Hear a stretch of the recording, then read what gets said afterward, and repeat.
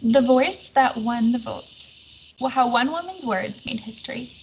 Written by Elisa, illustrated by Vivien Mildenberger. A vote is a voice. This is what I believe in. This is what I stand for. This is what matters to me. This is who I am. This is who I choose to lead my town, my state, my country. In 1920, women were still denied that voice. For nearly 75 years, they had organized meetings, marched in parades, carried signs, and made speeches, demanding their right to vote. Say yes to suffrage, they shouted. They wore yellow roses. Yellow means yes. But they were silenced. Other voices drowned them out. Troublemakers, uncivilized.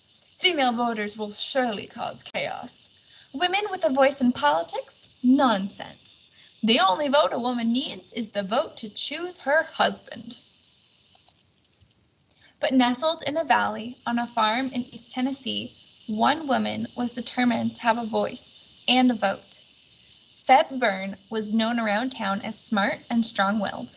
At a time when most women didn't go to college, Feb did. She graduated and became a teacher. She read newspapers, magazines, and books. She loved to learn. Feb Byrne was especially fascinated by laws and the people who made them. Every year on election day, the men who worked on her farm would head to town hall to cast their votes. And every year, Feb Byrne would watch them go. She was sick and tired of staying home, shut out of the process. So one day, she sat on her front porch with some paper, a pen, and a plan. "Dear son," she began. A few days later, a letter arrived on the desk of the youngest lawmaker in Tennessee. His name was Harry Byrne, and on that hot August day, he watched the state capitol fill up with reporters, photographers, and people from all over the country who had come to witness history. America was on the verge of change.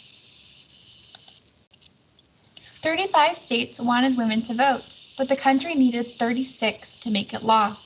It all came down to Tennessee, the last state left to vote. If lawmakers in Tennessee said yes, women across the nation would finally be allowed to cast their ballots. If Tennessee lawmakers said no, well, things would stay exactly the same. It was a tie. They would have to vote again.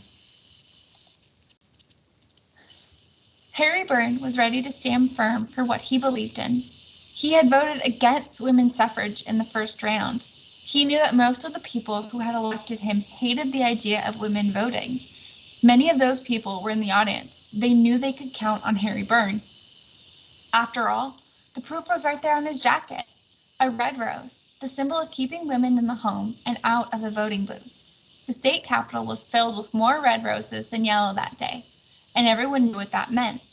Someone would break the tie with a no. It was time to vote again. Someone did indeed break the tie. Harry Byrne. "Yes," he said. "What?" The officials in charge asked the young lawmaker to repeat himself.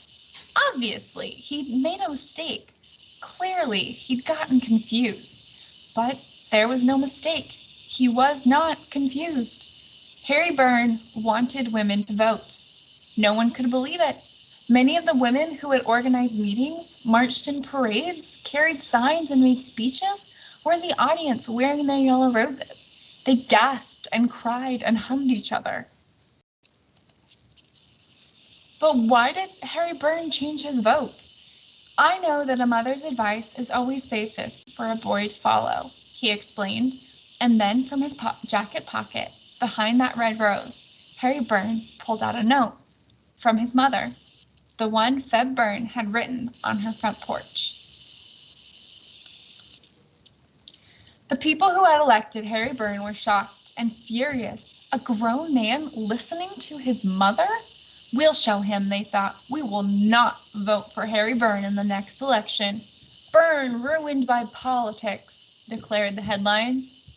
Harry Byrne understood. He knew that by giving women the right to vote, he was giving up his seat in the Tennessee House of Representatives. The people in his district just weren't ready for a leader who wanted women to vote.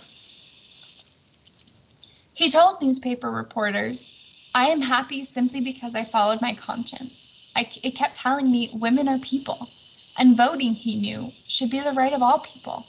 He thought again of his mother. "So I made the choice," he said, explaining that standing up for what he believed in was more important than winning the next election. It took courage, and courage has a way of making things right. Election day came. When the campaigns were over and the votes were counted, the new state representative was announced. Feb Byrne. He kept his seat in the Tennessee legislature, kept standing up for equal rights. And no one was prouder than the woman who, without speaking a word, gave all women a voice.